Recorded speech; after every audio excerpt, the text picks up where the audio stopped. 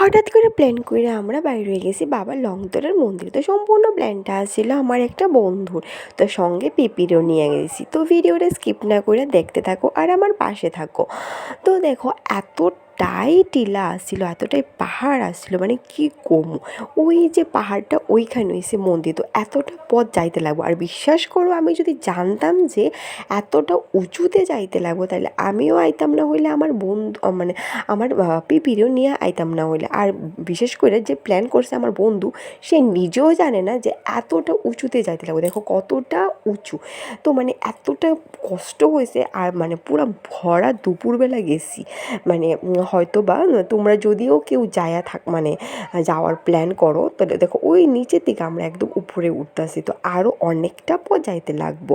তো তোমরা যদিও কেউ প্ল্যান করো যাওয়ার, তাইলে তোমরা অবশ্যই একদম বিকেলের দিকে যাইবা, নাইলে ভোরের দিকে, না হলে একদম ঠান্ডার সময় মানে শীতের কালে। তো দেখো তার আর কি অবস্থা হচ্ছে, তারা আয়া সেটা ড্রেস টেস খুলে কতটুকু রেস্ট করছে।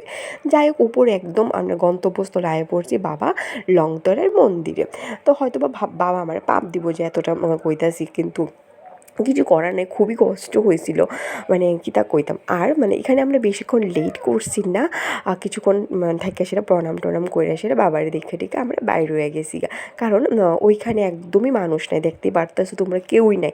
তো ওইখানে মানে মেলা হয় চৈত্র মাসের লাস্টের দিকে, মানে প্রায় 7 দিনের মতো একটা মেলা হয়, তখন খুব দোকানপাটও হয় এবং মানুষও খুবই থাকে। কিন্তু আজ মানে আমরা যে গেছি আজকে, মানে একদমই মানুষ আসে না, একদম ভরা দুপুরে। তো অনেকে তো ওইখানের আদিবাসী লোকরা কইতাছিল যে মানে এই বাচ্চা মেয়েটারে নিয়ে যাইতেছো, মানে খুব মাথা ঘুরাইবো এত রৌদ্র আর এত উঁচুতে।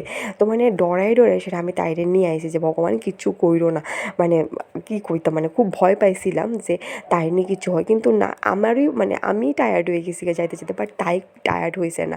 তো যাই হোক জায়গাটা মানে ভালোই লাগছে, আনন্দও করছি, এনজয়ও হয়েছে খুব, কিন্তু পরিশ্রমও হয়েছে প্রচণ্ড।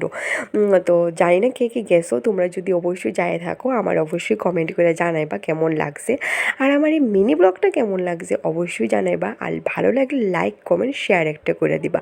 তোমরা সবাই ভালো থেকো, আপাতত টাটা।